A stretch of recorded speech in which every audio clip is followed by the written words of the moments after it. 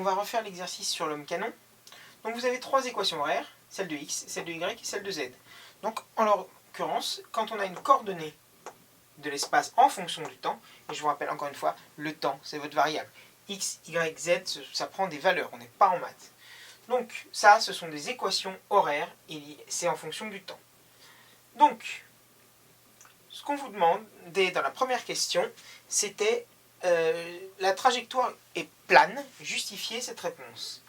Bah oui, pourquoi? Parce que les coordonnées qui dépendent du temps, x, y, z ne dépend pas du temps. Z est une constante. Donc la position z, elle sera constante. Donc elle dépend de deux dimensions, donc elle est sur un seul plan. Si on avait z égale 0 ou une constante, peu importe, ici ça aurait pu être une constante, à partir du moment où une coordonnée est constante, elle ne bouge pas, donc on ne prend pas en compte cette coordonnée. Donc si on avait z est une constante, y est une constante, là en l'occurrence on aurait un mouvement rectiligne qui dépendrait que d'une trajectoire x. Mais là on en a deux, sachant que z est une constante, et je dis bien encore une fois une constante, pas forcément 0, ici on a pris 0, mais ça peut être 2, 20, etc. Donc le mouvement est plan. Voilà pour la première question. La deuxième question, c'est à l'aide d'un tableur ou d'une calculatrice, représenter ses positions. Donc toutes les 0,5 secondes. On a dit toutes t 0,5 secondes, 1 seconde, 1,5 secondes, 2 secondes, 2,5 secondes, etc. Donc on ne va pas le refaire, il suffit de remplacer dans chaque expression t par ces valeurs-là, et vous obtenez donc la coordonnée x et la coordonnée y à chaque instant. Et si vous tracez donc l'équation de trajectoire, cette fois-ci, et une équation de trajectoire,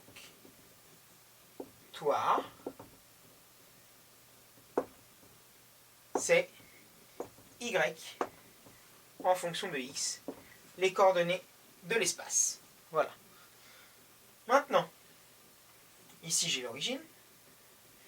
Je ne m'occupe pas de z.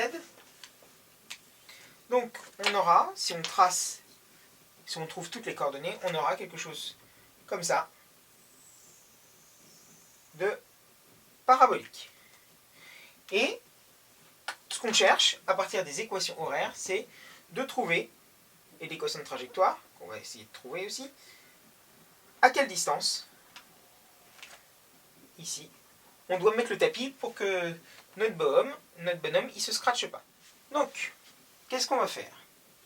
Je vous ai dit, on va partir des deux équations horaires, z on ne s'en occupe pas, pour obtenir l'équation de trajectoire. Donc vous avez x en fonction du temps et y en fonction du temps. Et on veut y en fonction de x. Donc on va essayer, entre ces deux équations-là, d'éliminer le temps. Donc ici, je vais isoler le temps. T, ça vaudra x sur 20. Je le passe en dessous. Donc t égale x sur 20. Maintenant, qu'est-ce que je vais faire? Je vais résoudre, je vais remplacer le temps par x sur 20. Donc on aura y égale moins 4,9 x sur 20 au carré plus 20 sur facteur de x sur 20 plus 2,5. Voilà. Donc, on aura bien, donc ça se simplifiera. Hop. Tac. Donc on aura bien une équation en moins 4,9 sur 400. 400 c'est 20 au carré. X carré plus x plus 2,5. J'ai bien une équation de trajectoire, y égale x. Donc, qu'est-ce que vous remarquez ici? Que vaut x quand on atterrit? X vaut bien 0. Y vaut bien 0, pardon, excusez-moi. Y vaut bien 0. On est au niveau du sol. Mais ce qu'on veut savoir, c'est quelle est la valeur de x. Bah, si on met y égale 0, ça nous ferait 4,9 sur 400, x carré, plus x, plus 2,5, est égal à 0. Mais c'est quoi ça? Si c'est pas un polynôme du second degré? il faut calculer delta. Vous êtes de la forme ax carré plus bx plus c égale 0. Donc vous calculez delta, vous calculez vos solutions, vous en aurez une qui est complètement aberrante et l'autre que vous trouverez qui sera égale à environ 84 mètres.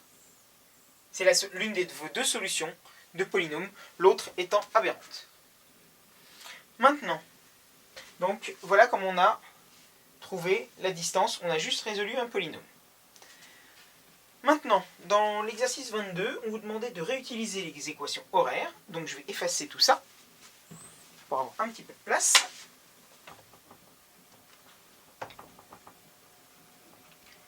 Voilà.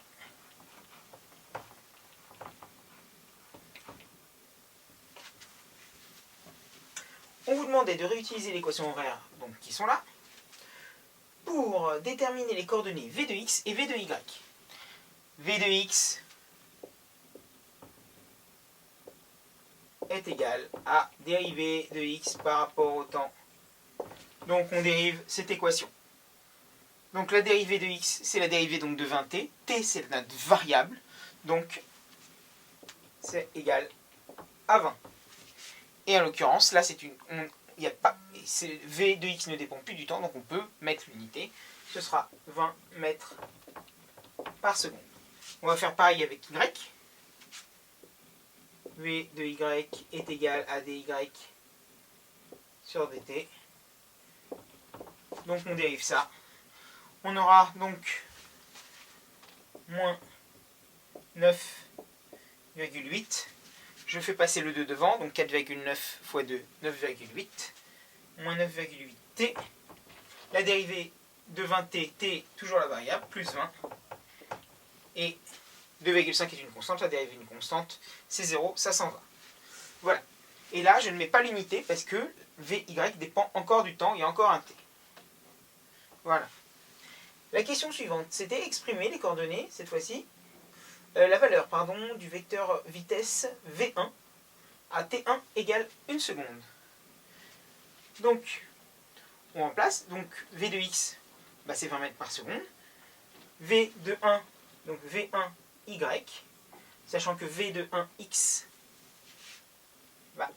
c'est une constante, v de x, donc v de 1x égale 20 mètres par seconde.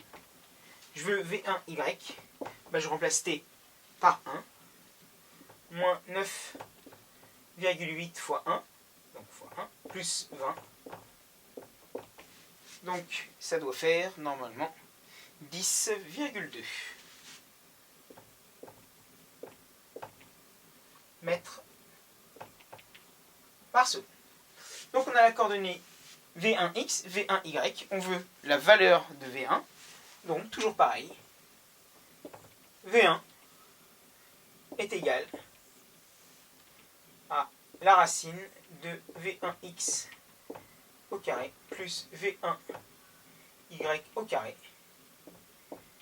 Donc ça nous fera 20 au carré plus 10,2 au carré. Et comme vous, je ne fais pas de tête, donc je vais aller chercher ma petite calculatrice pour vous faire. Alors, le résultat, si je la trouve, la voilà. Donc, bien sûr, 20 au carré, ça fait 400. Et pour être précis, 10,2 au carré, parce que 10 au carré, ça aurait fait 100. Mais 10,2 au carré, ça nous fait 104. 0,4. La racine. Donc, la racine de 400 plus 104,04, c'est égal à 22,45 mètres par seconde au carré. Et on vérifie les chiffres significatifs. J'ai 20 et 10,2. Je les veux avec deux chiffres significatifs. Donc, je vais arrondir à 22 mètres par seconde. Pourquoi deux chiffres significatifs? Parce que là, on en a deux, là, on en a trois, on prend toujours le plus petit, donc pour une précision, on a deux chiffres significatifs, donc une accélération de 22 mètres par seconde. Vous m'auriez laissé 22,4, je ne vous ai rien dit, donc si vous voulez mettre 22,4, c'est cohérent. Voilà, et maintenant, on vous demande, donc je vais effacer en haut, non, je ne vais pas effacer en haut, je vais effacer les équations de trajectoire de ce côté-là, on n'en a plus besoin. Hop. On vous demande de donner les coordonnées A de x et A de y de l'accélération au point M à tout instant. Donc A de x, c'est la dérivée de v de x par rapport au temps. Donc on dérive ça. V de x est une constante, la dérivée d'une constante. 0 mètres par seconde au carré. Donc A de x au carré. 0 mètres par seconde au carré. Pareil, AY, d de Vy par rapport au temps. Donc on dérive cette équation-là. Donc ça fera moins 9,8 mètres par seconde au carré. Voilà. Donc on a un coordonnée A de x et A de y. Moi je vais aller plus loin. Donc, je veux la coordonnée. Donc déjà, on va revenir là-dessus. Alors, on va revenir après, pardon. Donc la coordonnée A, donc A de x au carré, plus AY au carré. Donc A de x, on s'en fiche, c'est 0 au carré, plus moins 9,8 au carré, le tout sous la racine. Ça, on s'en fout. Donc on a moins 9,8 au carré, ce qui nous donne 9,8 avec la racine, donc ça devient positif. On aura 9,8 mètres par seconde au carré. Maintenant, je voudrais vous faire remarquer deux choses. Là, il y a un plus, et là, il y a un moins. Pourquoi? Ça, c'est la valeur réelle, la valeur algébrique de l'accélération. Elle vaut 9,8 mètres par seconde au carré. Et là, il y a un moins. Pourquoi? Parce que l'accélération sera dirigée dans le sens opposé à l'axe Y. C'est la coordonnée de l'accélération sur l'axe Y. Donc l'axe Y est orienté vers le haut. Donc en tout point, l'accélération, et on va le mettre en rouge, en tout point, l'accélération sera la même et sera dirigée vers le bas uniquement. Pourquoi?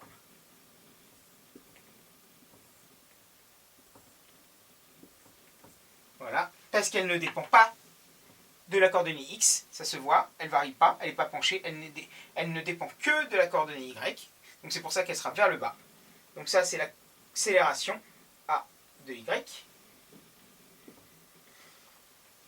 et c'est pour ça qu'il y a un moins, parce que l'accélération est vers le bas par rapport à l'axe y. Elle est orientée dans le sens opposé, alors que l'axe y est orienté vers le haut, donc l'accélération y est orientée vers le bas, c'est pour ça qu'il y a un moins. Mais, en l'occurrence, la vraie valeur de l'accélération, 9,8, c'est une valeur algébrique, donc elle est positive. C'est différent. Maintenant, 9,8, ça doit vous faire penser à quelque chose. Ça doit vous faire penser à ça.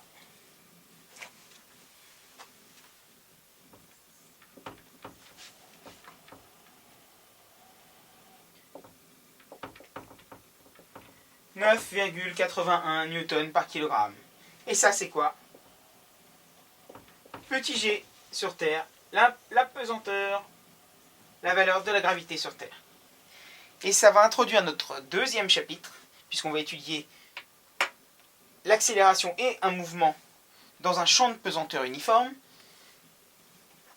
A de y, et donc la valeur de A vaudra quoi?